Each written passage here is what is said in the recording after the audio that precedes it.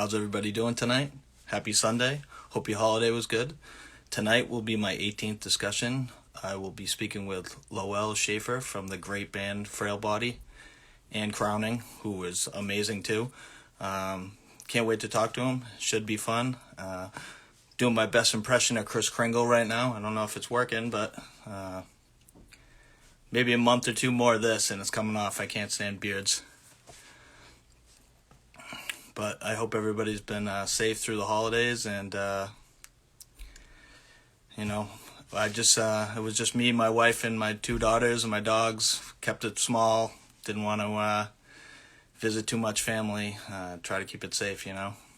But I hope everybody's been being safe, wearing your masks, etc. Just waiting for him to pop on.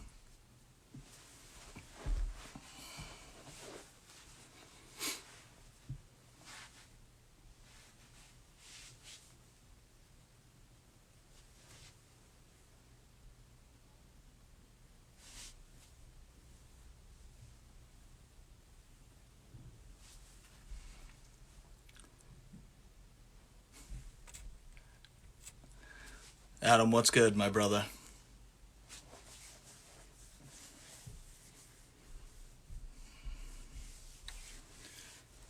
How you been?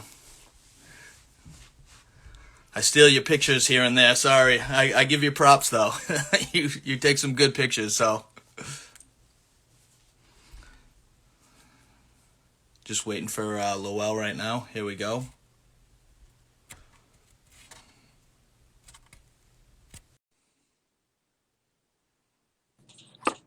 Hey, all right, that's working. Hey. Oh, let's see. Oh, I gotta jump off my Wi-Fi. We can do it again.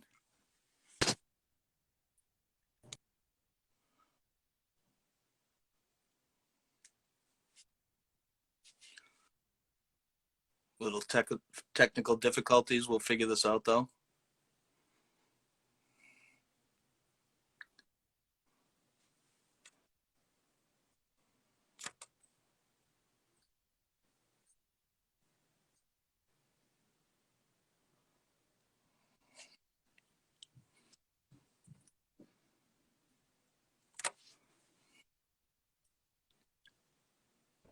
Almost there. You're kind of blurry. Oh, I'm okay. Let's see. Oh man, I have Sprint, so it's not very forgiving. I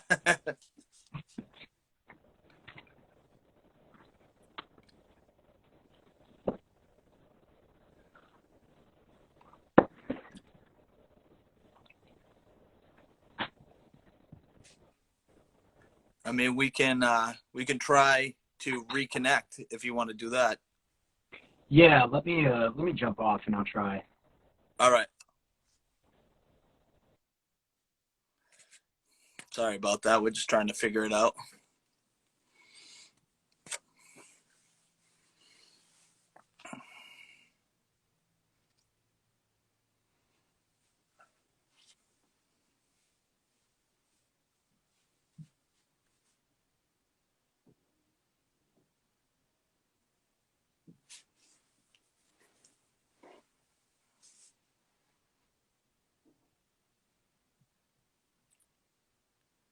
He's trying to get back on. He's having a little technical problems, so hopefully we can iron that out.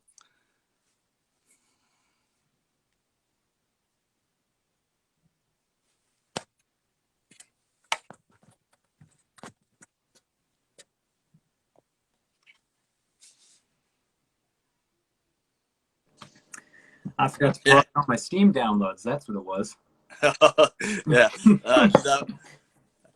that's a lot better. Yeah, there we go. I just want to thank you for doing this, man. I appreciate it. For taking the time out on a Sunday to just talk about hardcore and punk music and what's going on in your life. I appreciate it. I've been doing this for maybe 3 going on 4 months now, and like I said, I just want to thank you so much for taking the time out to do this. Yeah, thank you. I mean, it's pleasure's all mine. Yeah, I really appreciate it. I was kind of surprised. So I really do appreciate it. It means a lot. Um, what I first wanted to talk to you about is, just like everybody else asks on every interview, how did you first like start getting into like punk music and hardcore and stuff like that? What drew you to that this style of music? Let's see. Man, I don't know. I'm trying to think like I mean, I when I was growing up, my dad introduced me to jazz a lot because he's a jazz musician, and it was kind of a bit of a family secret. He didn't because my mom was kind of concerned with me going into music or like being involved in punk really, but apparently big family secret was that my dad was a touring punk musician back in the 80s. Oh, no And kidding. so yeah, so he showed me um, some early stuff, The Clash and Ramones and stuff like that. And it was, I connected with it a little bit, but when he would show me jazz music, I was a lot more into that. And like kind of straight punk has always been something that, I've enjoyed. But when I started finding some of the more angular, I guess, stuff, when I don't know, like I think I kind of gravitated towards that a little bit more because um, I don't know, I went through a phase where I listened to every single NoFX record on repeat for about 2 years in high school, and I think after just knocking that 3 chord punk into my head, I was like, okay, I want to find something with panic chords and that's a little bit more um, out there, I guess. And it sounds goofy, but one of the I guess this kind of dates me to the scene that I'm in. But the first band that like really kind of took me away from just like normal punk into like hardcore stuff was Underoath, which was I was very very into Underoath when they dropped their what people consider their first record after their deathcore phase, but their Only Chasing Safety was like a life-changing thing for me where I was just like, oh, these chords, like the way that the music is being built has so much more substance, and that was something that like kind of took me from NoFX to like, okay, the political stuff is cool, the intensity is cool, but you can speak those intensities with your chords too. Yeah. Um, so that was an early one, I think. What got me into like more of like the screamo realm was actually a band called United Nations, and I got into them in 2008, and they're kind of like a super group. It's Jeff from Thursday and various other musicians who will fill in. I think at one point, I'm pretty sure all of Pianos Become the Teeth was just the backing band at one Yeah. point. Um, but I found their EP and then their self-title full length in 2008 or so, 2009, like right coming out of high school, and that was kind of when I was like, okay, whatever this is, that's what I want to do. And yeah, I don't know. I kind of listen to everything, but uh, I guess yeah, like NoFX was got me in what got me into punk, but Underoath and then United Nations were kind of like refined it to like, okay, Yeah. you want something that's emotional. Okay, you want something that's emotional that also has blast beats and Yeah. like can be a little more, intense. But Yeah. Now, with your dad being a jazz musician, were you was hip hop something that you liked because it kind of there's jazz beats in hip hop? Were you a hip hop head back then? uh, not as much back then. I've actually kind of grown into that a bit more recently. My dad's not really a huge fan of hip hop. I think he kind of turns his nose up at the like, oh, you're using the samples, but like that's a beautiful song, whatever. Yeah, yeah, Boomer logic, it's fine. But it's he never really was into much hip hop, so I would dabble in what was on the radio, or I would just off of recommendations, here and there. But I think that there is like kind of a cool movement with utilizing more instrumentals like that now. Um, I am just a total sucker for the whole like lo-fi jazz hip hop wave thing. I love it. I mean, it's great. Yeah, 90s with like the 90s hip hop used a ton of jazz samples, and that's why I asked, just because it was such a big sample, like late 80s, early 90s hip hop samples in jazz. Uh, Yeah, yeah. There's oh my gosh, let me. I have my computer right here. I'm gonna try and find this, but I found one playlist that I would recommend that was an old school. It's like an old school '90s hip hop playlist, but all of it is like stuff that wasn't ever really like pressed. Um, let's see. Yeah, I'll send it. I'll send it in a message to you. Maybe you can share it later in a story or something like that. But that's something that to like get more into that stuff. I've been trying to like go back into like early '90s stuff and just like kind of be a little bit more educated about what was going on, because I don't really know much about hip hop, and that's always just something that I've thought I should be more educated on. But Yeah. Like, because I asked, I'm a huge hip hop guy. I I've been videotaping. Well, first I started videotaping hardcore and punk shows, and then the past like 10 years, I mean, I've liked hip hop since like 1985, but oh I wow, started recording hip hop shows probably for the last 10 years, yeah, a yeah, lot. And I was just, I always ask everybody that I talk to about hip hop, just because 90s was my thing. I don't really like the new style of hip hop, mm, but I could send you some stuff too that would blow your mind from the 90s, like obscure yeah. stuff, not so much popular stuff, but just obscure stuff. Yeah, and that's I mean that's I think more of what I'm looking for, because some of the I mean yeah, what you're talking about is kind of what made me kind of gravitate to that, because like now with the whole thing of just like lo-fi hip hop being a little bit more the zeitgeist of music in like that sort of realm, um I found a couple of tracks that I'm gonna send to you, but it like what draw me to those was I was like, oh yeah, they're using these samples from this like Pat Metheny song or something like that, or this Charles Mingus song, and I'd just be like, oh man, the way that they just kind of weaved that in Yeah, was, I mean, I grew up in the era of really like 2000s hip hop, so it was, you know, the era of just like very high production value. Um, and also I'm speaking that out of turn because I don't really know what I'm talking about, but at least my years. um, so it's been kind of refreshing to look back into 80s and 90s stuff and just find these people that dropped two songs and then it just didn't go anywhere. But those two songs are great, you know? yeah, exactly. That's the great thing about digging in the crates and finding a treasure like that. You know what I Mm, mean? I love doing that about hardcore and screamo and stuff like that too. Is I'm not as well educated on the newer stuff. I try mm. to keep up with it, as much new stuff as I can, but I'm There's a always lot. digging, and then I find a new band and I'm like, oh my god, these guys are amazing. And that's the pleasure of doing it. You know what I mean? Yeah, yeah, definitely.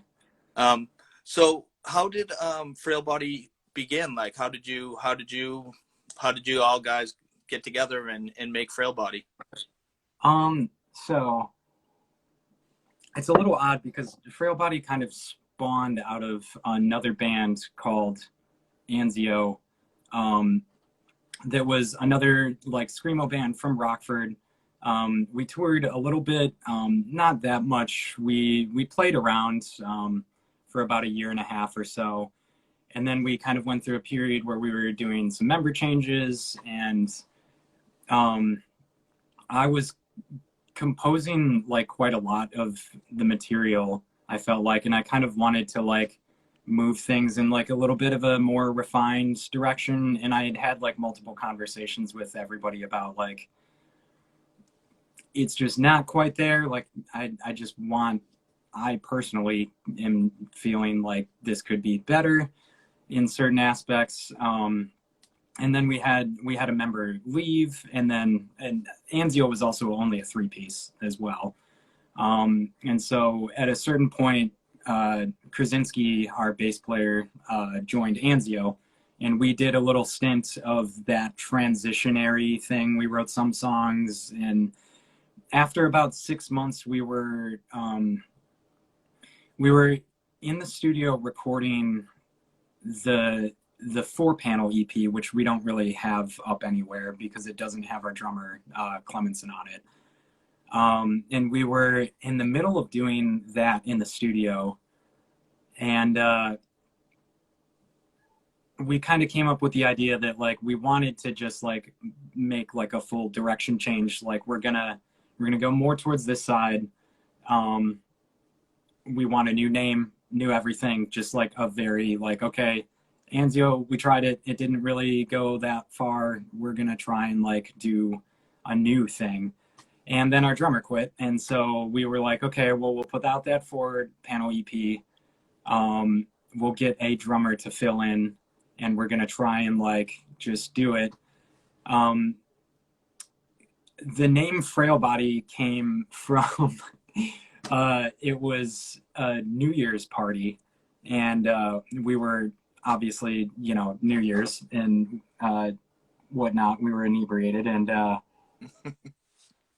one of our friends was joking about, we were like in discussion, and you know, this is a party with like 30 people, and it's just, you know, whatever, smoky room, and we're all yelling at the top of our lungs to have a conversation. And one of our friends was talking about like joke names for screamo bands, and he said Frail Body, and he was like in another room, and I was actually kind of having like a little bit of an existential crisis because I had done way too many of the wrong types of drugs that night, which is so I was freaking out. And Krasinski pulled me aside, and he was like, the name of our band should be Frail Body, or My Frail Body. He was like, My Frail Body. And I was like, actually, yeah, that's not bad. I kind of like that, because most of the music that I was writing at that time, the 4-panel EP, was about all of my family members who have either passed from cancer or are still dealing with it. And I was like, yeah, I mean, I want to write songs about my mom, who at that point was still alive. And I, you know, I was just like, yeah, I think that's a really good idea. I don't know who decided to drop the My, but we ended up dropping the My. Yeah. And then after our previous drummer quit, Clemenson shared a practice space with us.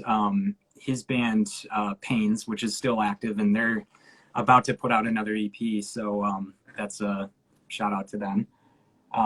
They're like a heavy, crusty, grindy sort of band. It's like an HM2 worship, sort of just harm's way, really fucking heavy. Yeah, sick. Yeah, you should check them out. They're on really Bandcamp? Like them. Are they on Bandcamp? Yes, I believe so. I'm pretty sure, I know for sure that they're on Spotify. Oh no, they are on Bandcamp, because Clemenson accidentally linked my email to it. I get emails every time they sell merch. It's funny. I'm like, good job. But we were sharing a practice space, and I had like lightly hinted like, hey, we might be needing a drummer soon if you're interested. And he was just right on the spot, like, cool. I mean, Clemenson wants to be in every band he can be. So he jumped in right away, and Krasinski and I were like, all right, this guy seems like he's got the drive for it. We'll see where it's at. But within, you know, a month or two, we were like, no, he's the drummer, like, for sure. Like, he fits perfectly. Yeah. And it's honestly been just pretty smooth sailing since then. I mean, we have a really good writing dynamic. Everything has just kind of fallen into place pretty well. Yeah, I don't know. It's been just a whirlwind. It's hard to just think back about like, how do you place all of the things that have happened over the past 3 years, but yeah. And you guys got together in 2017, right? Officially, like. Yeah. Yep. Officially, that was when we put out the 4-panel EP, started our first tours, our drummer quit, and Clemenson joined. It was, 2017, but we don't play anything off of the 4-panel EP anymore. We don't really acknowledge it. Death Wish kind of bought them all up. And I think you can still buy them on Death Wish. But whenever somebody brings it up, I'm just like, oh, wow, you've been listening for a while then, right? But because we don't really talk about it as much. Yeah. And the first thing was the cassette, though, the first thing that Frail Body put out, the At Peace cassette? Actually, no, we did put out the 4-panel on cassette.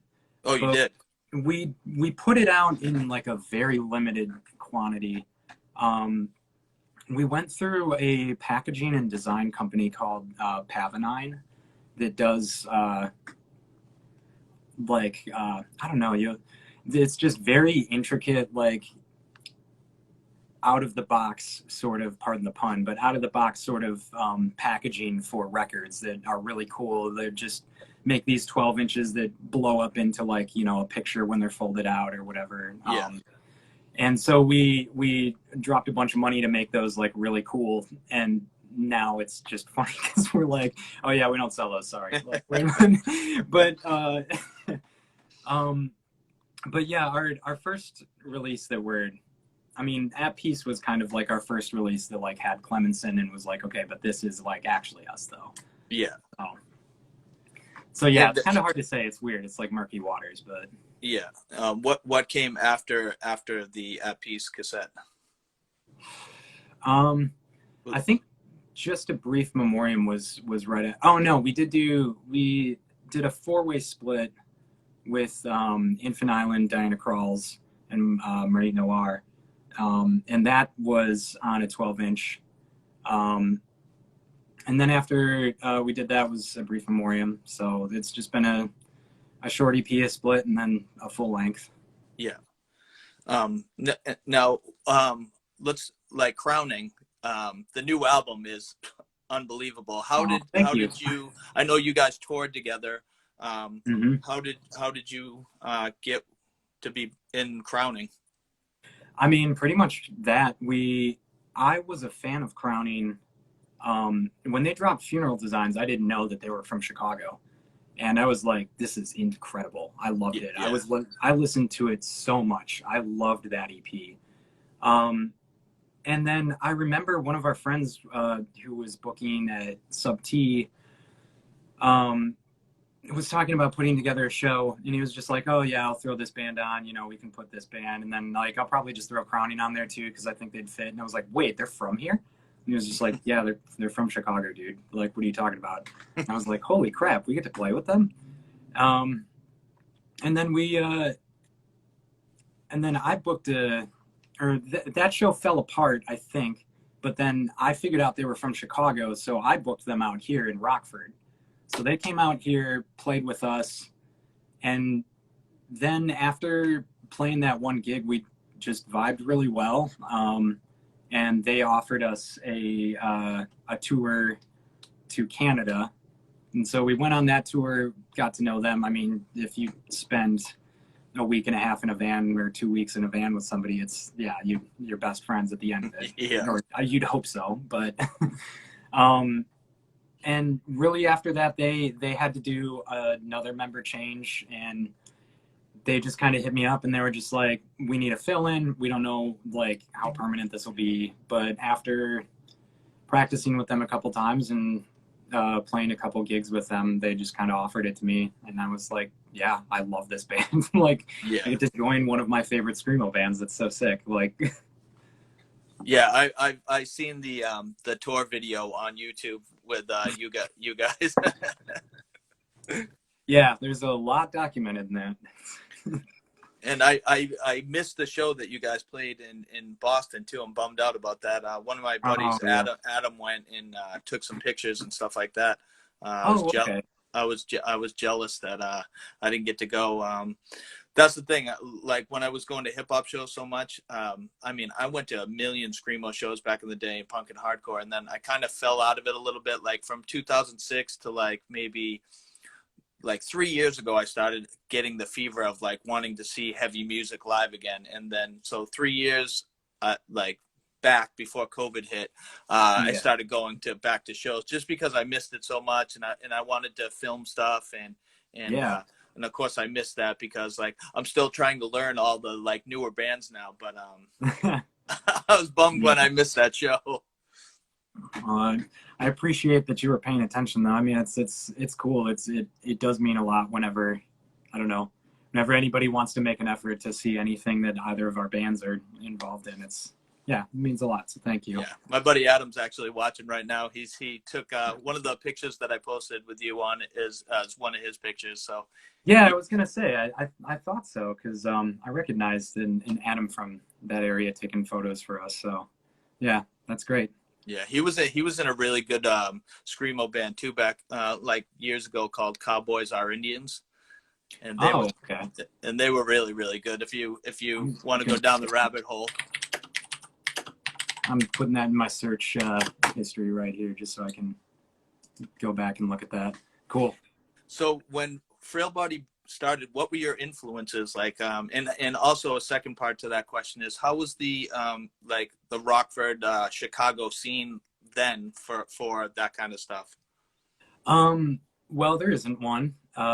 So I mean, the Rockford scene, the Rockford scene's interesting because um, back in and what I was talking to you when you first started messaging me about how our scene in 2000, 2004, 2005. I mean, any show, I mean, it just didn't matter who was on, you would just go, you know, and you know, we'd show up at church basements or something like that, and there would be 100, 200 people there, and it would just be just crazy. We It's hard because there is a trade-off because we definitely don't have a huge scene here anymore. We definitely don't have anywhere near like the number of people coming out regularly. I mean, pre-COVID even obviously, but the trade-off is the people that are involved here like are really involved. Like they are really dedicated. Most of the people in like the hardcore scene ish around here, whatever you want to call it, are friends. I mean, they're people that are all kind of looking out for each other. And whenever Frail Body puts something up, you know, they go and share it or whatever. Whenever they put something up from one of their bands, you know, we're always trying to like help people out. It's I would say it's not as an attended scene, but like there are some people in Chicago that um, come to every single show that we play in Chicago, and it's like, I mean, that's crazy. Like, I'm, you know, a room full of 200 people is cool, but like one kid that is like, but your 23rd show was way better than your 17th. It's like, yeah, okay, sure, dude. Like, here's free merch, whatever. Like, Yeah. so it's kind of interesting. There's a trade off, but Chicago had I feel like had much more of a screamo scene about a decade ago, but it is returning. I mean, there are some more bands. Um, Indisposed is a really good band from Chicago. Our bass player used to play in a band called Grief Harvest that was kind of out of the suburbs sort of area. Um, and then if you get back into the 2000s when things were like really going well, I don't know, there's like bands like Suffix and whatnot were bands that I kind of gravitated towards, but um, I don't know. It's very much a coasts thing. I feel like uh, we do really well on the East Coast, and then we kind of come back to the Midwest, and we've got our friends, but it's not like a lot of randos coming out like to the Yeah. screamo show. Like that doesn't really happen as much here anymore. And, Yeah. Yeah. but it's okay. Now, a decade ago, what kind of bands were you going to see in that area? Let's see. I mean, I was definitely I came around to a lot of the wave bands. Um, the explosion of the like Defeater, Touche, More, Pianos Become the Teeth. Those sort of bands were all bands that I kind of found in like 2011 ish. Um, and so I was really into them, and I would try and see them when they would come through, and try and catch. There'd be and that's what's kind of odd is like the Rockford scene didn't really spawn that many like screamo bands. So we would have bands like the Felix Culpa that would open up, which was like more of an indie band, and so like it was kind of hard for local stuff. But I kind of like gravitated towards those wave bands, but then kind of started to dig into um, like the first State Faults stuff, like early State Faults, band called Calculator, which I absolutely Yeah, adore. That's one Calculator. just top tier. I Yeah, love they are good. Calculator. They are really good. Yeah, very into Calculator. Actually, I mean, I just joke that I rip off of State Faults and Calculator for like all of my guitar riffs. I mean, that's just the best material ever. Um, Krasinski was in a probably one of the only other local screamo bands, I guess, called Roanoke, which I would highly suggest that people check out.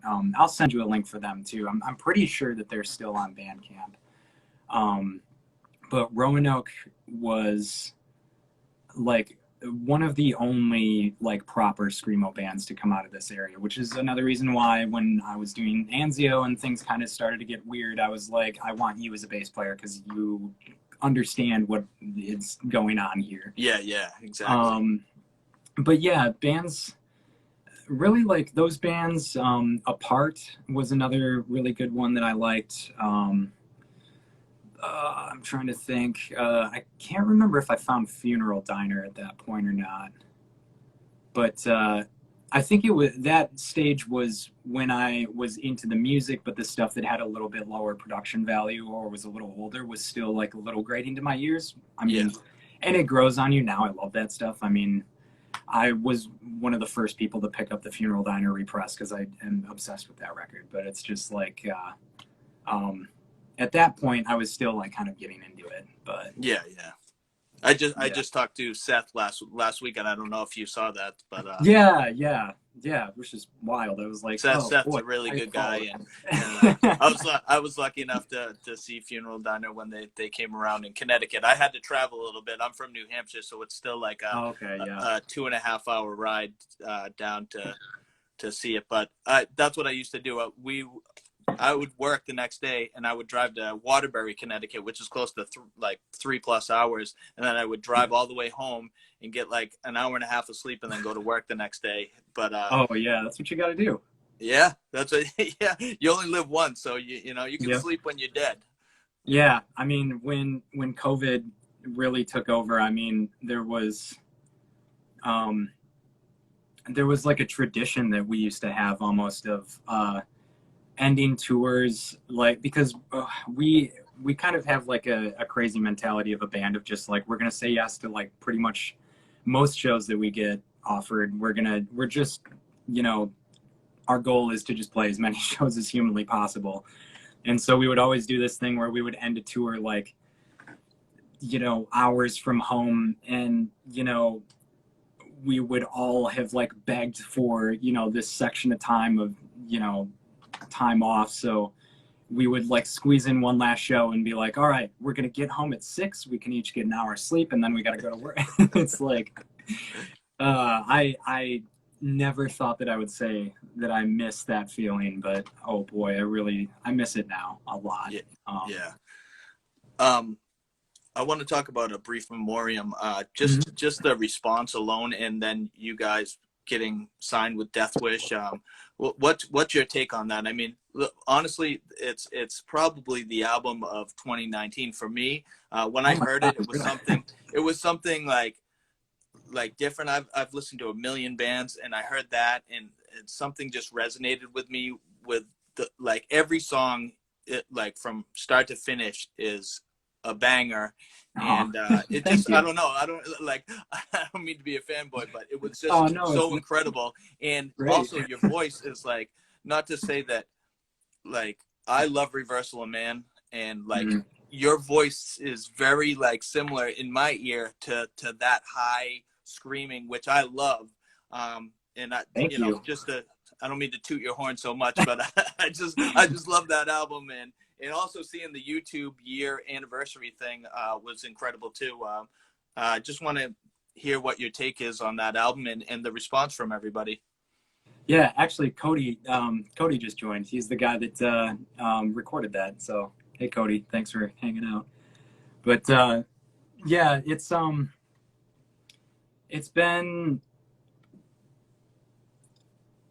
weird, very odd. I mean, I'm gonna be turning 30 soon, so like the whole idea of like, all right, you start bands in your teens, and then you get to like your early 20s and you drop some record and some record label. It's like, no, that didn't really happen. I got a college degree and a day job, and now I'm going backwards, like quitting my day job and like, oh, well, screw this degree that I paid fucking however many thousands of dollars for. I'm gonna join a punk band and go on the road.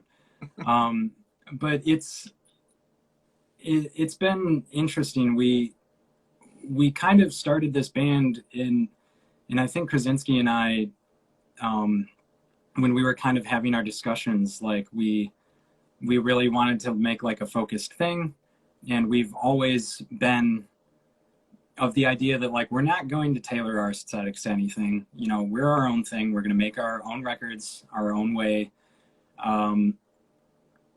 But if we were to be working with a label, we would love to work with Death Wish or back in the day like Melotov or Tiny Engines or something like that.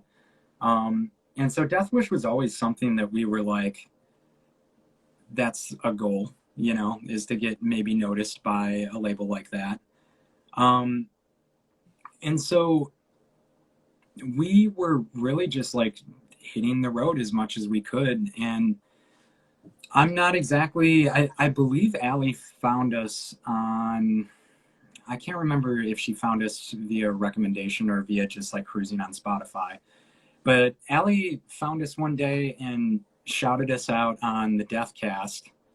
And my friend Richard, who also played in one of the few screamo bands to come out of Chicago in the 2010s, called Ghost of a Dead Hummingbird, which is also highly recommended. I love it. Yeah, I've heard them. They are good. They are really good. Yeah, they're absolutely fantastic. Sinforma is probably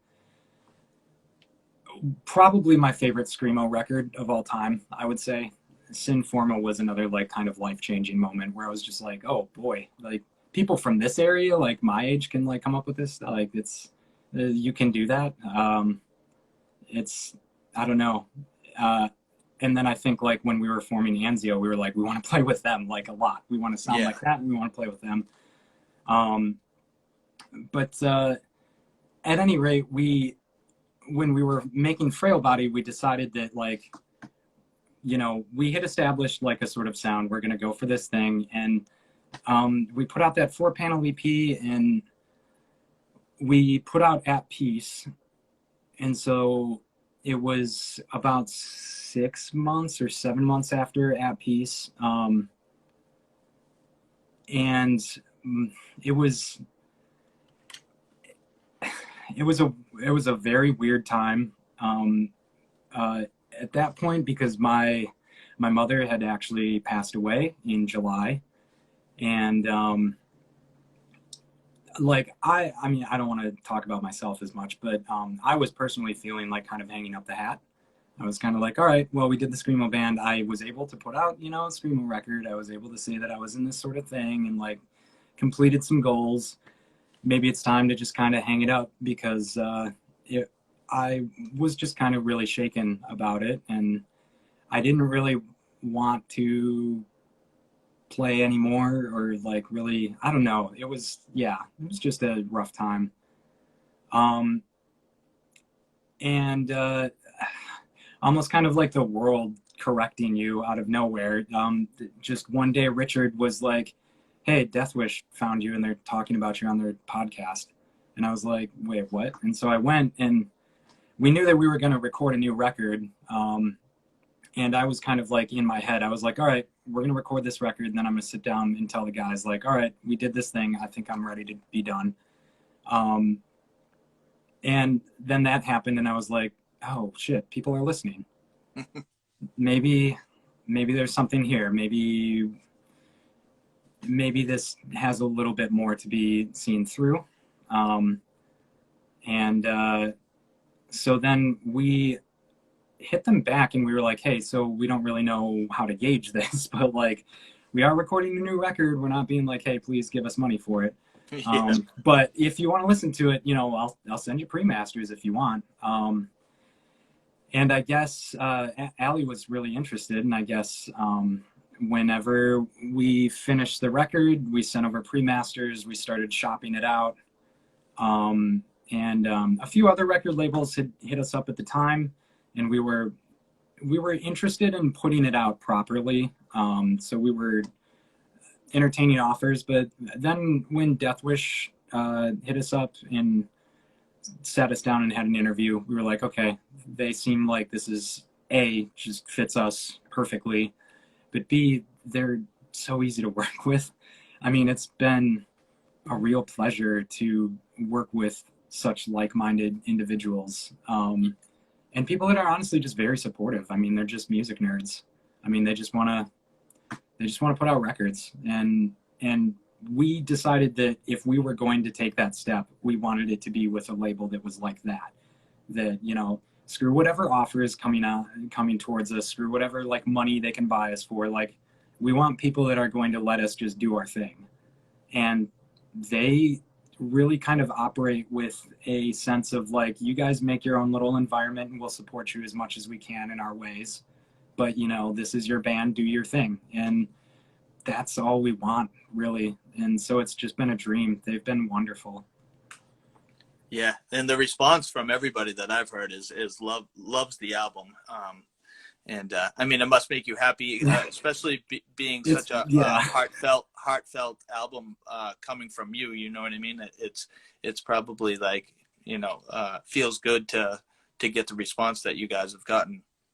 Yeah, it's really, yeah, it's been really affirming. I mean, and I lost my mother at that point, and Nick Krasinski also lost his brother very quickly after that. So it's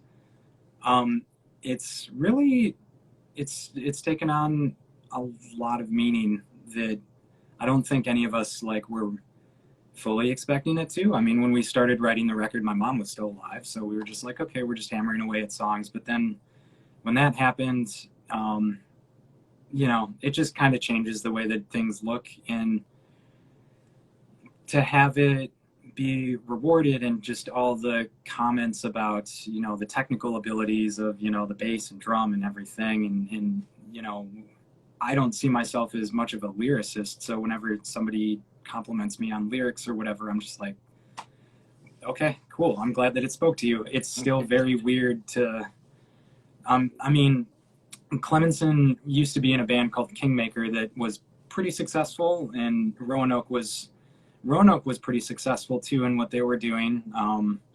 And both of the Knicks, I think, have been established a lot more with their earlier stuff that they've been doing for a while. And I've just been kind of bouncing around in bands. So for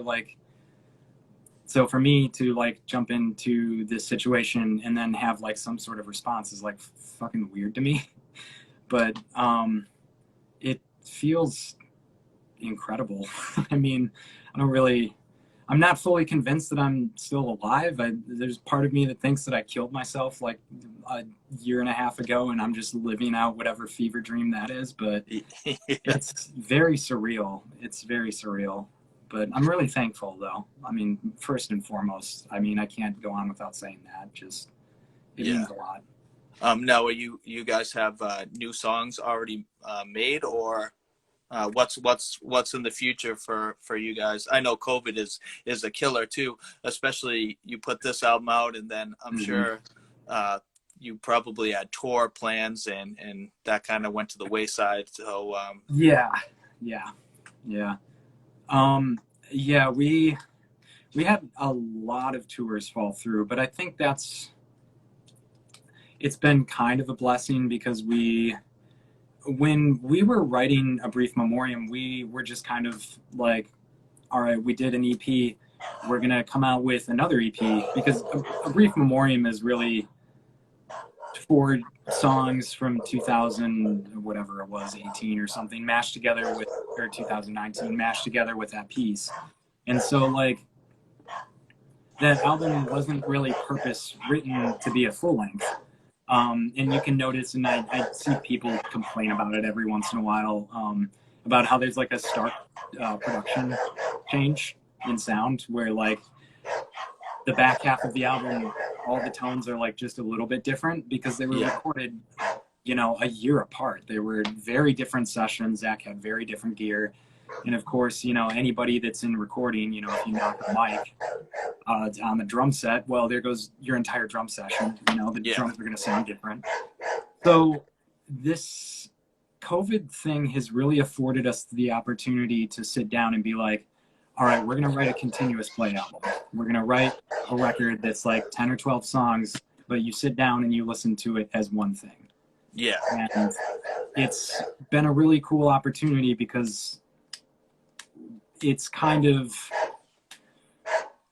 I think our strength is always playing live. And COVID has kind of knocked us on our ass and been like, all right, well, you can't do that anymore. You got to get good at writing now. Yeah. And so I think we're in a really cool part of our band where we're learning so much more about how we communicate with each other on like more of an intimate writing level, and not just like, here's ideas, write a part to this. And, you know, starting as like, all right, blank slate, come up with the drum thing. I'm going to come up with guitar. Like, let's make a song like this. Yeah. Yeah. And so it's been a trade-off because we had so many tours planned, and we were pretty much ready to like quit our day jobs and do it. You know, our last couple tours were bringing home enough that we were like, all right, we could literally do the music thing. That's weird. Whoever does that, like, when does that ever work out? You know. And then it was like, oh, just kidding, COVID, it's not going to work out. But we've been able to kind of regather and be like, all right, well, we're just going to write the best screamo record ever then. So whatever. Yeah. Like, Yeah, definitely. Sorry, my dog. Like, he's going wild in the background. Oh, you're good. I apologize for that. No, I had to lock my cats out or else Fig would be jumping on me. So it's all good. My dogs are wild. Always. They one little sound, they go off like crazy. What kind are they? I have a Staffy and a Rat Terrier. Oh, okay. So the Staffy's the big loud one that you can hear right now. So back to that. With crowning also, the survival sickness. How was the response been from that? Because when I heard that too, I was blown away by hearing that too. Thank you. I mean, yeah, it's been really good. I like kind of jumped in to do the crowning record, did that, and then pulled out to like get back into Frail. So like now it's been juggling projects. So it's like we put this record out and I posted about it a bunch and I was like, all right, yeah, we're putting out this record. Okay, now I got to dip and go over here and do this thing. Yeah.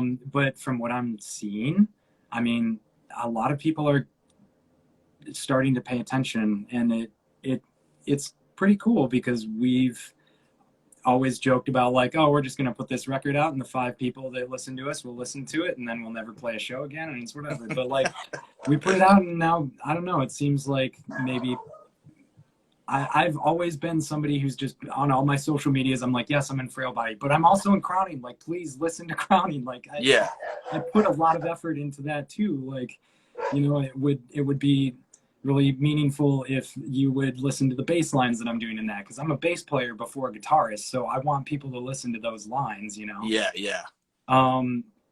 And it's been really great to see, I guess see some people outside of like the Scram Cave crew, and see some publications starting to pick up on it a little bit more is it's great. I'm just really proud of both of the things that I'm involved in, or that I'm just a small piece involved with. But yeah. Now, could you see? I know you toured before, but could you see yourself doing both bands at the same time while touring again? Oh yeah, we have. I love doing that, honestly. We every once in a while we've toured with Pains too, which we just think is funny because like we just say that it's like the punishment of Clemenson because he has to like play our set and then he has to go do like, you know, 220 BPM blast beats for 20 minutes. And I mean, we're people that are just like, you know, the 3 of us just want to play as much as possible. So it's we've done a crowning Frail tour. I think I know we've done 2 tours we might have done another weekender that I can't remember. We've played so many shows together. I mean, Yeah. it's great. I mean, they're some of my best buds, and it's a lot of fun. I hope that happens in the future. I mean, we'll just have to see how all this Yeah. pans Yeah. out, Yeah, but I also wanted to talk about the social distance fest that you guys did. What did you yeah. think of that? I thought that was a great idea, honestly, when they first started that, Hmm. and great idea because Yeah. people were dying to see live performances. Hmm. What did you think about that? Yeah, I mean, that's naturally just what we all kind of have to do, and it's been really cool to see that, like, that when we were offered it and we jumped in and we're like, okay, we'll do one of these, we'll see what it's about and whatnot.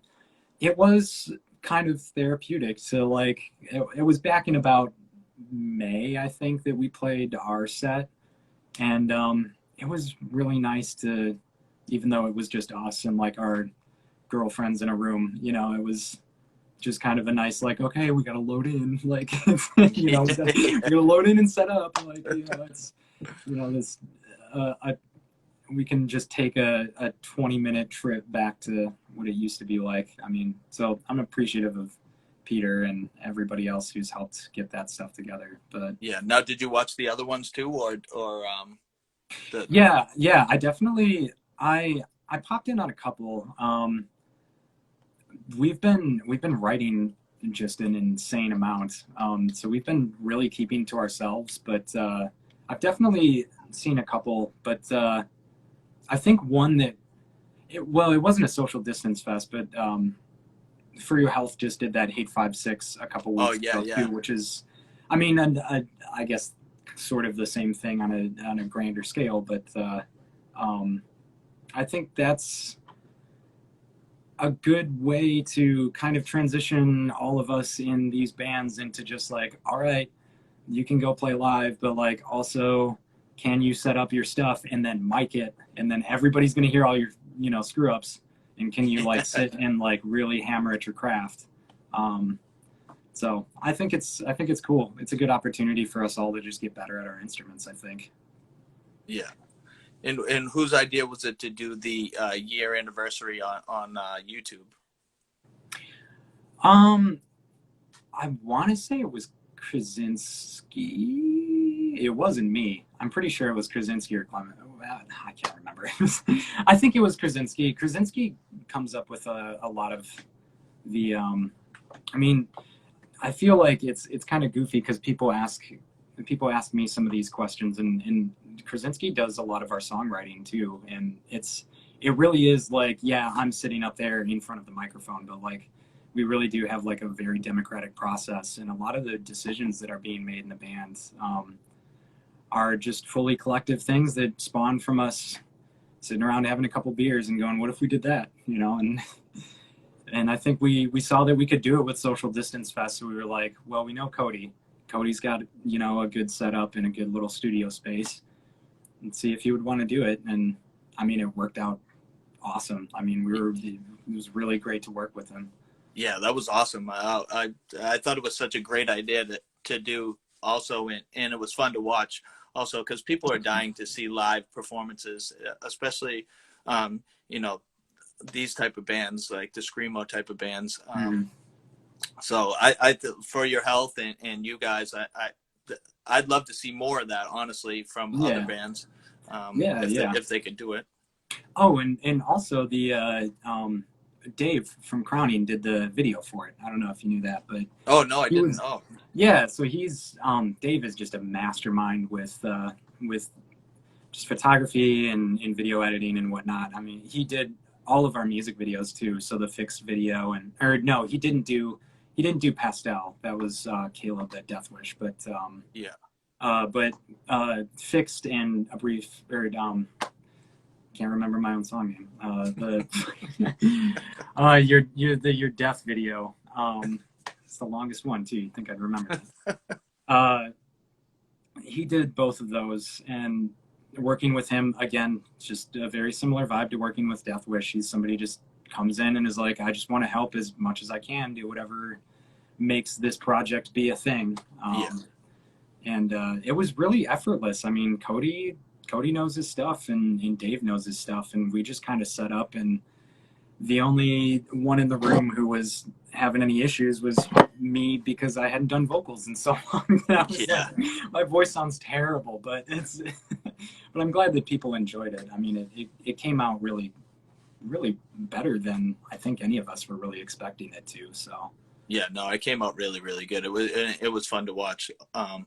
So how many songs do you guys have now for what's coming out new? Like, are you coming out with a full length, or are you like, I know it's probably not going to come out with COVID. I don't know. Like, well, some albums do come out during COVID, but you can't tour on them, so it's kind of like yeah, a juggling system with bands if they want to put it out or if they don't, you know. yeah, it's and I mean we're that's like, I mean, we're writing a full length. I don't know how many songs it is because we're far into the double digits at this point, and I don't know if Death Wish wants to press a double LP for us. So, I mean, we're probably going to need to trim that into a full length and then like 2 splits. But we're just writing obsessively, and I think as far as whenever it comes out and all that stuff, like I said, the Knicks and I are just, we play shows, Yeah. and that's what we do, and we're good at doing that. But like all the business stuff and all the timing and all of that stuff, we're like, all right, we've got an idea, but like, we're Allie, what do we do? Like Allie, will hit us up and be like, that's dumb, you should do this, and we're like, yeah, you're right, actually. And Yeah, so yeah. we don't really know what the timetable is, but we just know we're doing our end, and when they say it's going to be the best time to release it, then we'll just be doing our job to make sure we've got our songs ready for it. But Yeah. And the sad part is with this COVID business, like the venues that are drying up now. I know Boston yeah, up here, they're just once now in Somerville just closed up, and there's been a bunch of other venues in Boston that are just closing up due to money. yeah, And I just feel like maybe I think like people's basement shows are going to be hopping more, like just because it's a sad thing to yeah, see all these clubs going under because of this, and I wish it wasn't happening. I love basement shows, but I mm, mean, I feel like for the beginning, I feel there might be even more basement shows, and even that, it's like you mm, let a bunch of strangers in your house after COVID or whenever this stops. You know what I mean? It's a touchy yeah, situation. yeah, yeah. I mean, I booked shows in Rockford for uh 8 years, something like that, 8 years. So I know the whole vibe of trying to do a basement show, and then also trying to make sure that like everything's okay and the house isn't going to fall apart and there's like 50 people shoved in here. And um as a band, we thrive in the basement setting. I mean, that's what we really, that's what spawned us. We're at home when we're doing that, so I'm excited for that. I'm Yeah, really excited. And also, what a way to start back. I mean, as much as I would love to get back, into, the swing of like having a normal itinerary and showing up to like a venue and having the load in and having like things set up for you, which is, a luxury that we were enjoying for like the first couple months of 2020. yeah, And we were like, oh, this is crazy. This is like the next step up. No matter what, we would play those shows and we would be like, that's cool. But then we would get like a day off offer for a basement show. And we yeah, would just be like, yeah, let's do it. And we would always come out of those basement shows and just be like, let's never stop. Let's never be too big to do that, though. yeah, yeah, Like, that's always something that I think has been a cornerstone for us, is that like, we would like to do the whole like, let's pay our rent with this, like that's crazy, but we're never going to stop playing a basement show here and there. That's so I mean, yeah, there's yeah. an ebb and flow to it. That's good to hear. And Yeah, also, in I live in New Hampshire, and if you guys come through New Hampshire, I would love to help you guys out. I have Of a course, house yeah. and I have a pretty much empty basement in a Hell nice yeah, let's do it. little suburbs of a cul-de-sac. Not too many houses on the road, so no problem with cops or anything Yeah, like that. So that'd be when sick. COVID does end, I would love to try to help you Hmm. guys out. Yeah, yeah, for sure. I mean, we're definitely down. We really, really, really can't say enough that that's just like those will be the days that we'll play some shows and it'll be like a sound guy or something, like the monitor mix was off, so like everybody else out there was like, oh yeah, everything sounded great, but me up, I'm like, no, I hated how I sounded. But then you just get down in the basement and you just set up that full stack and you just crank it and it's like, oh, I sound good, like that's great. Nobody else can hear it after it, but like this is how I should sound. It just it brings the confidence back, like going back to your just, and I'm not saying this like we don't, like we're playing big stages all the time or anything, because we're definitely not. But like, it's just a different vibe, even from just being in a bar.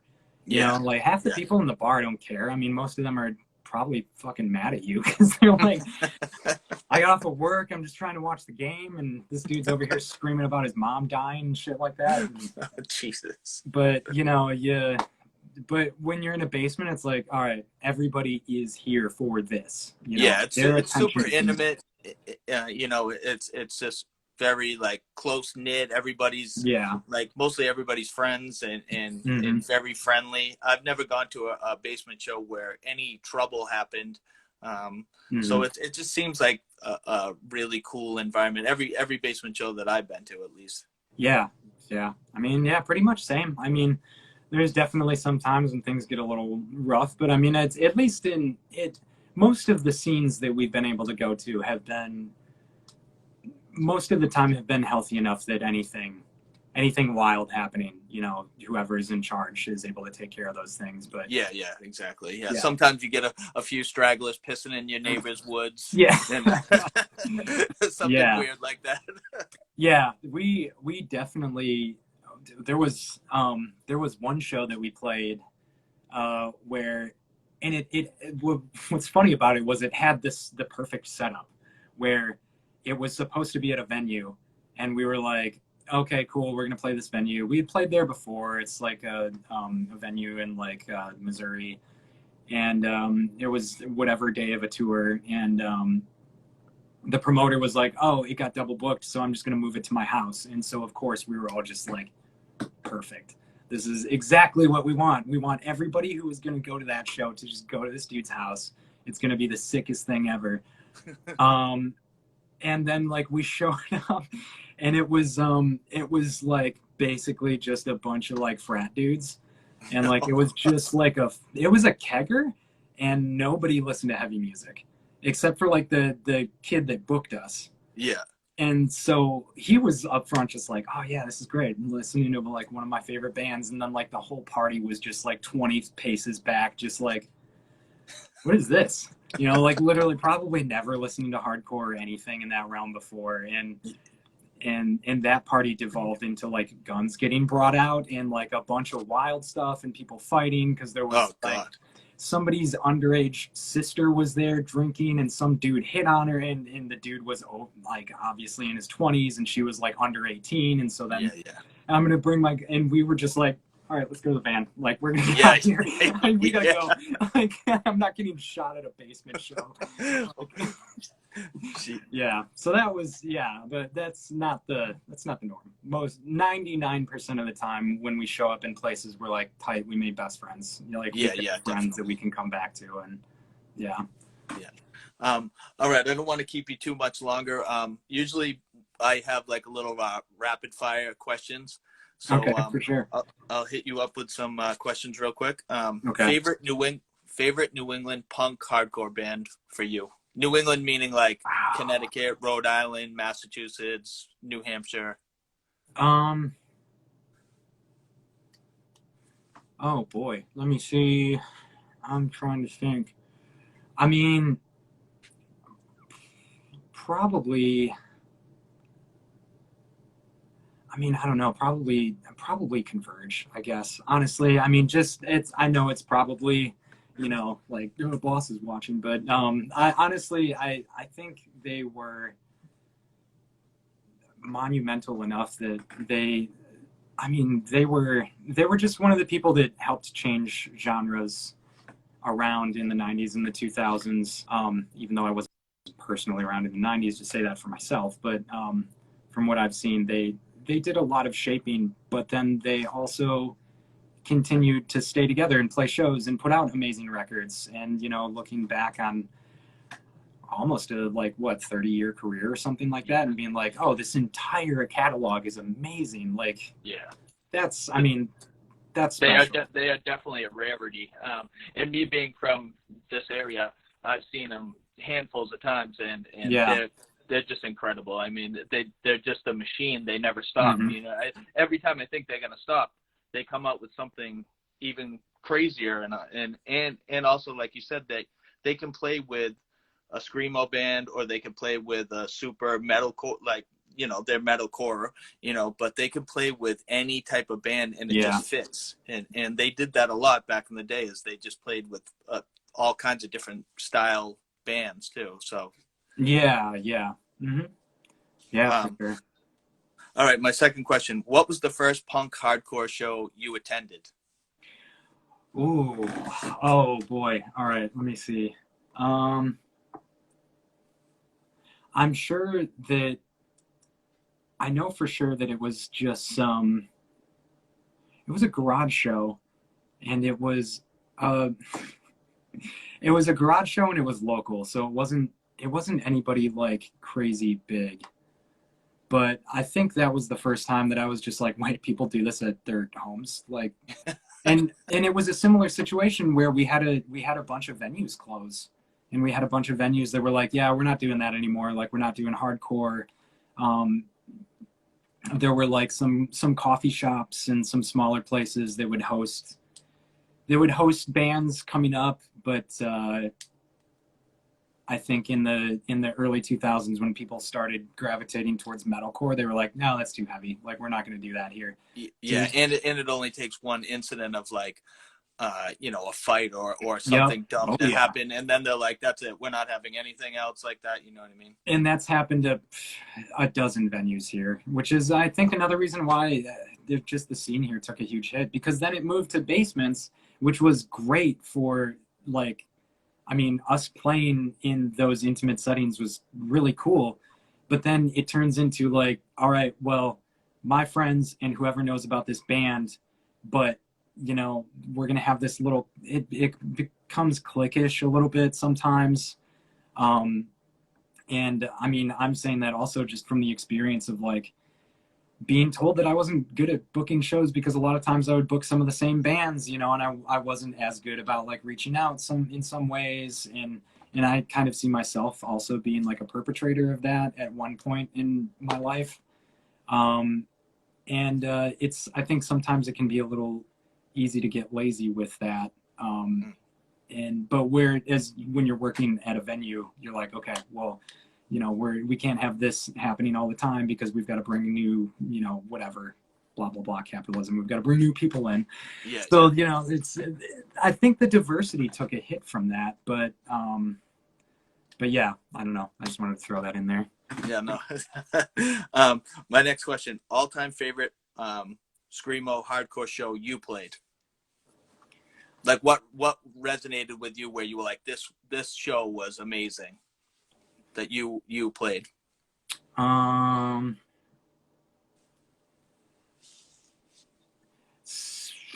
oh boy, I'm trying to think. I There was one show in Vienna, Austria, with Crowning, um, and we were playing in this bar that's underneath the for anybody else watching who might be international or whatever, it's called Venster 99 or V99. It's a famous punk venue in Austria, and apparently it's been around for like, I don't even know how long, but just like it's like a historic punk venue, I guess, in Austria. And so like it was cool to like be there at that place and like being let's see Mars and to see sort of like the vibe of like of that sort of thing. And it's a venue that's underneath like monorail train tracks or whatever, so it's like built into like this sandstone structure, and it's just like this bar that looks like it's a train station. Yeah. And just cheap beer, black painted floors. And we played Crowning played there with Swallow's Nest, who's another screamo band from New Zealand who we were touring with. And then there was one of the nights, and it was my favorite nights on this tour, was when we would reunite with the Cassis Nabooin tour, because they were on tour in Europe at the same time. And Cassis and Nabooin are some of my favorite screamo bands that are active now. Yeah.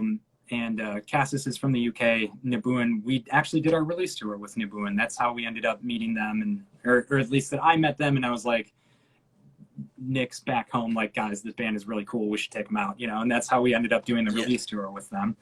But just watching Nabooin plays with such an intensity that I've always loved, and watching them in that small setting, and the way that Danny will throw themselves around and just get so fucking into it is just, it's really infectious.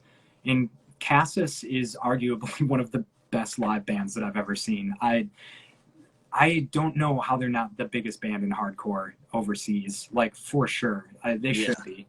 And so just seeing, like, being able to go and play a show and be like, cool, we ripped a decent set, I would say, and then watching three other bands that are like, these are the best bands doing it right now. Yeah. And we're in this tiny venue, but it's also packed. There was a lot of people there, and there was a lot of people, like, moving around and stuff. And we were overseas, and it was just the whole, like, wow, this is a beautiful moment. I'm just going to close my eyes and take a little bit of that in.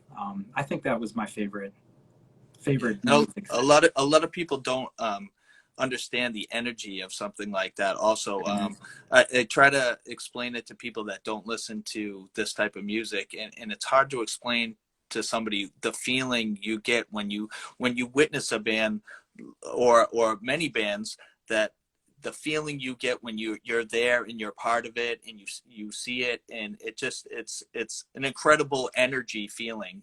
Yeah. And it's very hard to explain to somebody that doesn't listen to the music, that doesn't understand. It's hard for me, at least, to explain it. And but the feeling is amazing, especially bands like I was talking to somebody else about.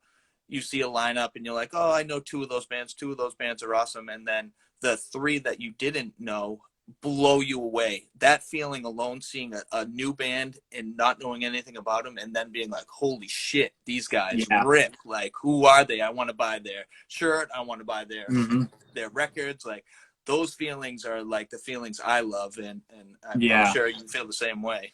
Yeah, and that's that's honestly a thing that I've missed about touring, because like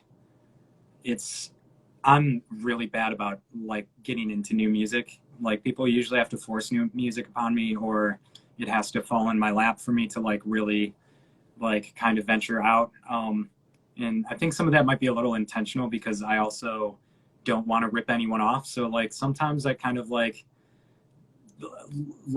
won't listen to screamo while I'm like in my writing mode, or whenever like me and the Knicks are saying that we're going to set aside this segment of time to work on stuff. I'm like, all right, I'll listen to electronic music.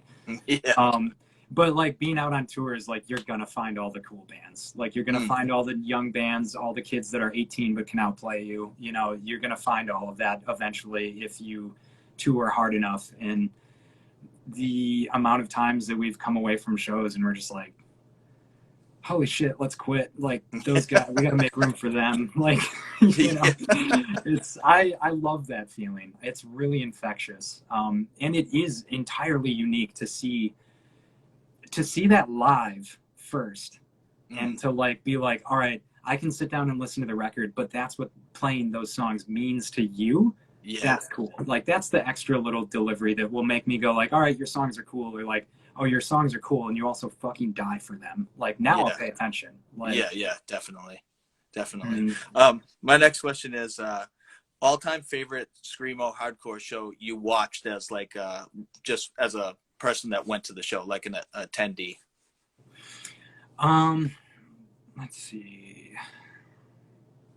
Maybe before you had even gotten into a band, or you know, it's just Yeah. your favorite show that you were in the crowd watching. Oh, that's so tough. Oh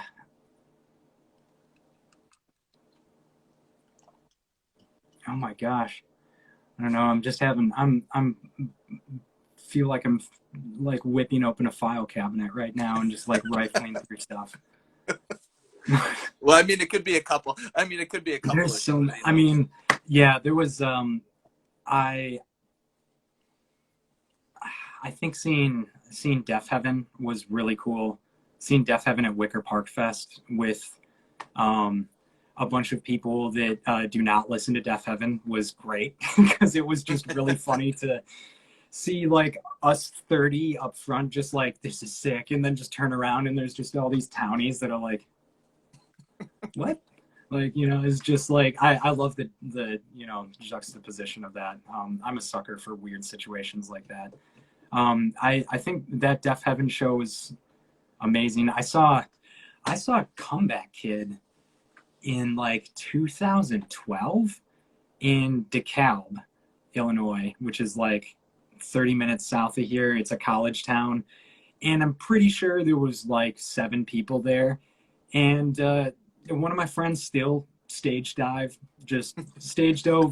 accidentally kicked the monitor, almost knocked a monitor off of the stage, and there was like 7 people there, and it was but that was another thing that was like, all right, I saw Comeback Kid with 7 people, Yeah. and they fucking played though. Like it was really good, and I was just like, damn, this sounds like the record.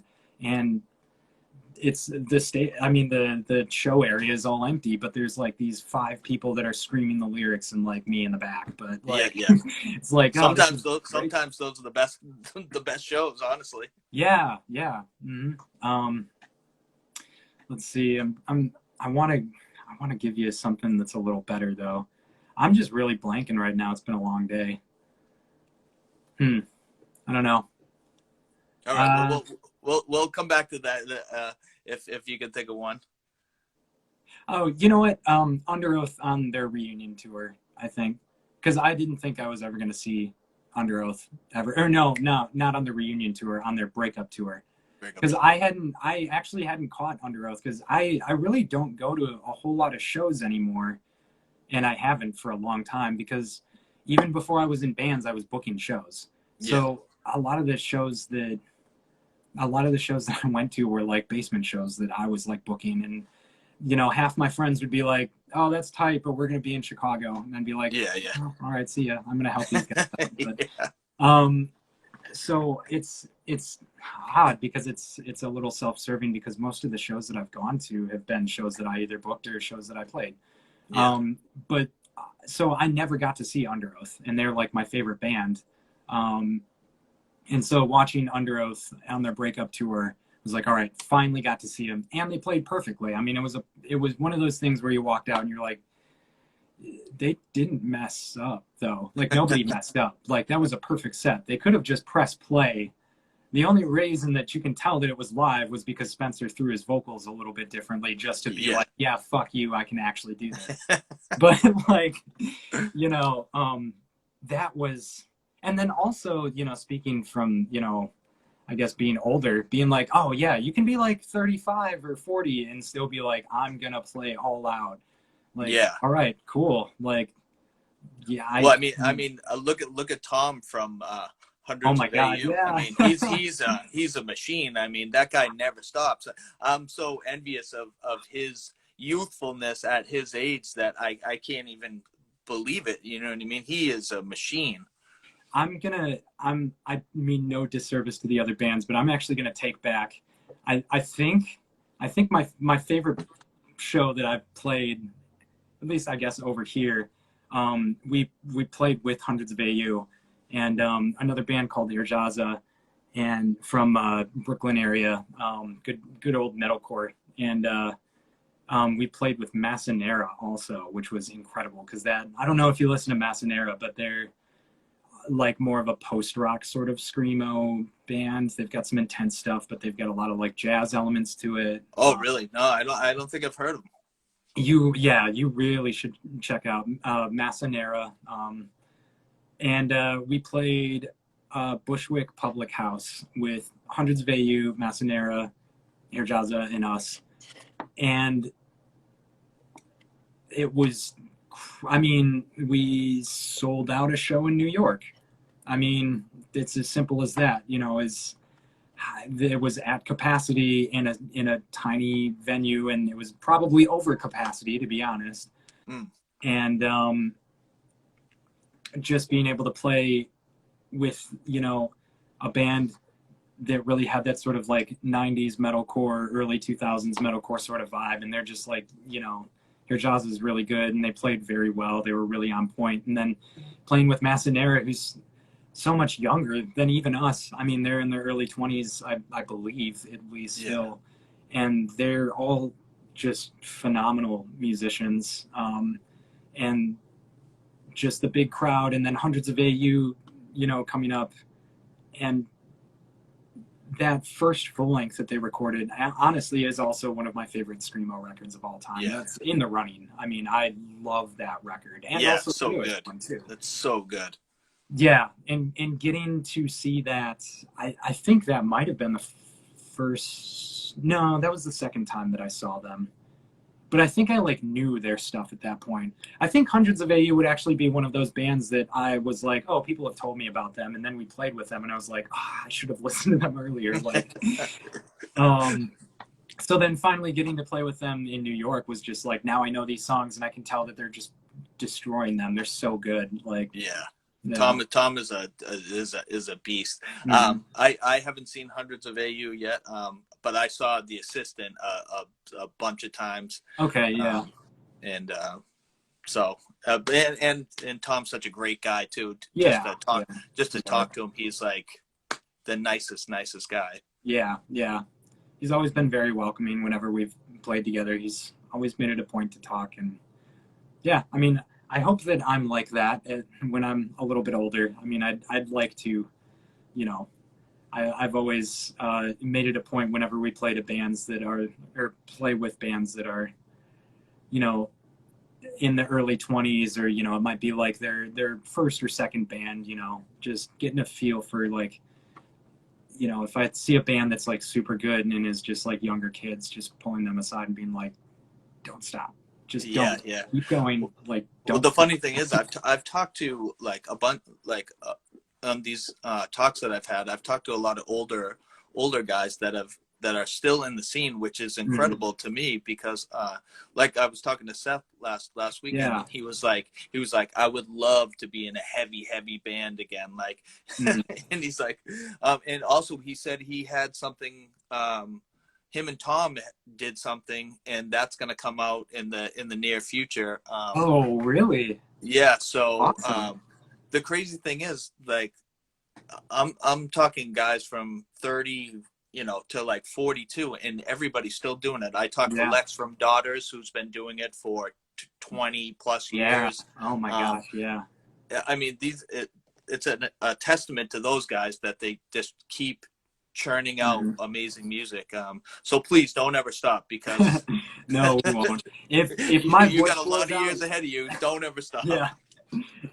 We've always said, if my voice blows out, or if we ever get to the point where we feel like we're a little bit like moving past the screamo thing, I think we're just going to be a heavy post-rock band. I mean, I don't think we're ever going to stop playing. I mean, it's going to change. And this new record that we're writing is full of a lot of changes. It's a lot heavier, but also has a lot more of those elements. But playing shows with like Hundreds of AU and getting to know Tom a little bit and being like, all right, it's not weird to do this in your 30s. It's been a really freeing experience. Yeah, definitely. I got 2 more questions for you. Sure. Or actually 3. Okay. I don't know if you're a movie guy. I'm a big movie guy, but what was the A last little movie bit. you watched?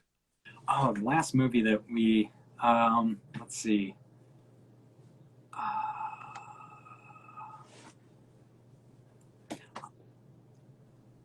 I mean, I don't know if it counts. I watched Charlie Brown Thanksgiving. That's a movie. I On watched that too, Thanksgiving. actually, with my Yeah, kids. really? Yeah. Yeah, Apple TV bought it all up, so I had to torrent it, which is Yeah. bullshit, but yeah. Um, Aside from that, I think the most recent movie that we've sat down and watched was for Halloween. I watch The Thing every year. So I'm not a huge movie guy, and I'm not even a huge horror guy, but The Yeah. Thing is my favorite horror movie. I Yeah, love Thing it. is amazing. Have Mhm. you like? I was kind of sad that they did the remake of that. I thought it was, Mhm. I thought it was decent, but it's nothing compared to Kurt Russell's. Oh yeah, yeah. I love Kurt Russell anyway, Mhm. so yeah, the Thing is great. Yeah. Um, okay, my next question: if you have been listening to hip hop, what have you Mhm. been listening to for hip hop like now? Oh, okay. Let's see. I'm trying to think of. So, I've Gorillaz released something that was kind of interesting that they released some new music a couple weeks ago. I think that's like the most recent thing in that sort of realm that I looked into on that end. I've been listening to a lot more European stuff, I guess. There's there's um there's some groups out of Eastern Europe that there's this guy named Mr. Polska that I have listened to he's just like a rapper from I think the Netherlands or something like that. Yeah, Some I've been listening to some rappers from Russia, um, and then just also some obnoxious sort of like hard bass stuff that's just served as the opposite from writing screamo music. But yeah. yeah, yeah, I can't really think of too many things right off the top of my head though. When it comes to hip hop, a lot of times I just kind of throw on whatever anybody else is like really listening to. Yeah. But yeah, I don't know. I wish I had better answers for that, but That's yeah. all right. And my last question, well, actually, I kind of have another question too. My last question, if you've been listening to any new screamo bands lately, Mhm. can you let people know like who we should check out that maybe I haven't heard of or somebody else hasn't heard of that you're into right now? Yeah, let's see. I think on Friday, a split dropped from two bands, Indisposed from Chicago and To Be Gentle, which is a band from they're West Coast, and I feel like an asshole, but I can't remember if they're from Seattle or I can't remember if they're from Oregon or California. I think they're from Oregon though. I think Portland. Um, but Yeah, that split is really good. And that came out a couple days ago. When we were on our last tour, one of the last days that we played, we were in Austin, Texas, and we played with a band called Godshell.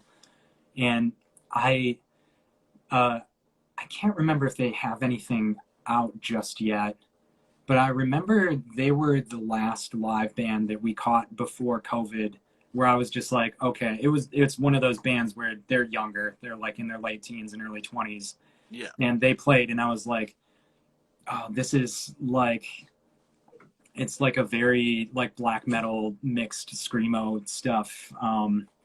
And that band is really good. I should see if they've got anything up, but they were one of the last bands that really made an impression on me. Where I was like, people need to pay attention to them because they're Yeah. young and they're gonna do something cool. Yeah. I'm trying to think of a third. Uh, yeah, I don't know. We've been off the road for so long. I guess if people don't know For Your Health, I mean they're also our best friends. Yeah. I Those love guys that. are so good. Those guys are Yeah. so good. Mm-hmm. Yeah, they're very, very good humans. Very supportive. I'm trying to think of some other stuff in that realm.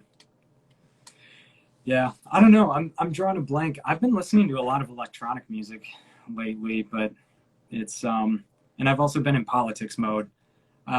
Just this month I've like shut music out because I'm just like, oh my god, the election. But Yeah. yeah, so I'm sorry. I wish I had better answers, but No, that's perfect. And the good thing is, I mean, I love when somebody names a band that I've never heard of, because then I go investigate it, and then that's what I love to hear on so many talks. I hear different bands that I've never heard of, and then I go check them out, and then I'm blown away. That's the great thing about talking to you and talking to everybody else, because especially not from around here, I like talking to people that aren't from New England, because I don't get exposed to those type of bands, yeah, per se, So yeah, yeah. I just thought of one more. There's a band called Karloff from. Oh, Karloff, I've heard them. They're really good. Really? Yeah, Yeah. I love Karloff. That was another one of our last tours. We got to do like I think 2 or 3 dates with them, just something really short, just up in Canada while we were in their area. And Karloff was really great. And then obviously Nabooin and Cassis, that I already mentioned, are bands that I don't think they've put anything out in a while, but I'm really curious to see what their next stuff is, because both of those bands are just the best at their craft right now. Yeah.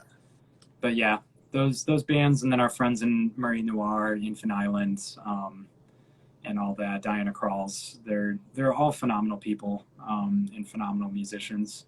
So Yeah, check 'em those out if you bands are haven't heard great. of them. Those bands are great. Yeah.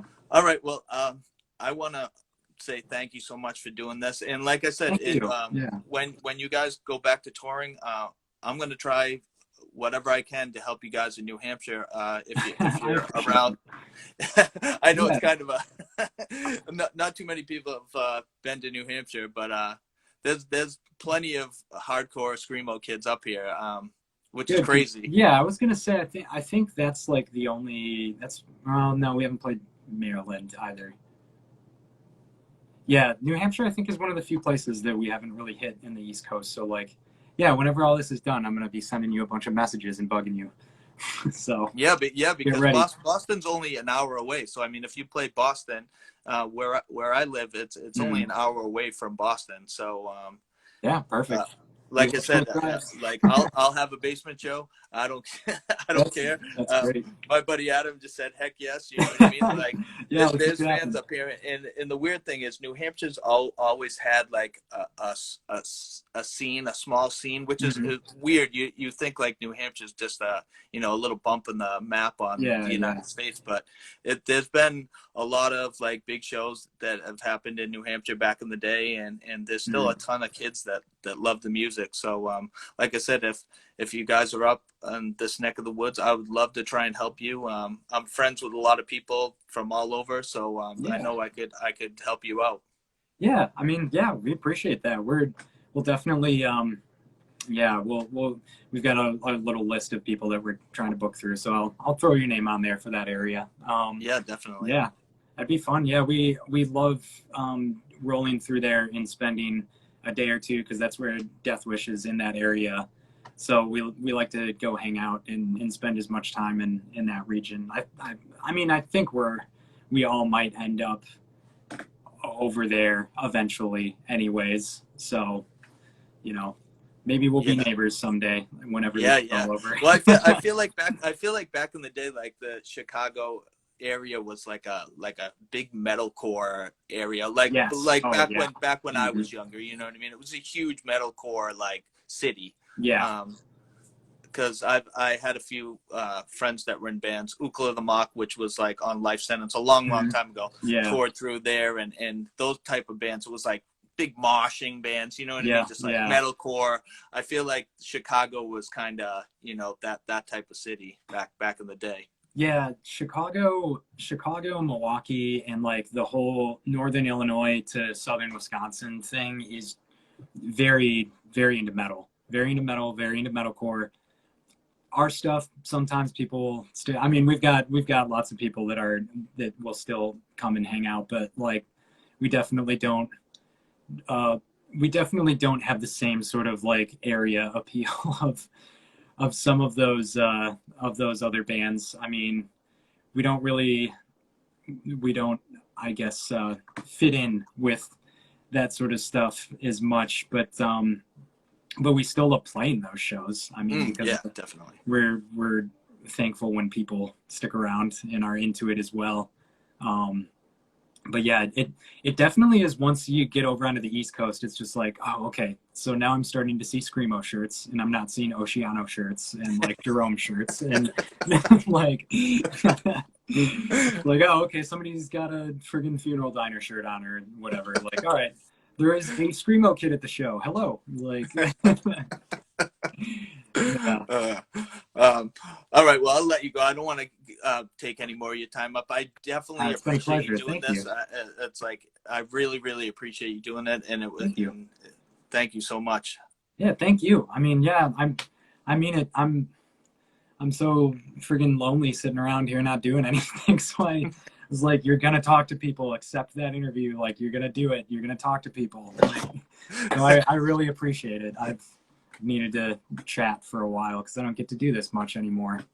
Yeah, definitely. And I'll send you some hip hop stuff and maybe Yeah, please do. some older stuff. Mhm. Like I said, I'm old guy. I'm doing my Chris Kringle impersonation right now. So, but I'll send you some old screamo hardcore stuff and some newer hip hop stuff just to give you a taste of some stuff.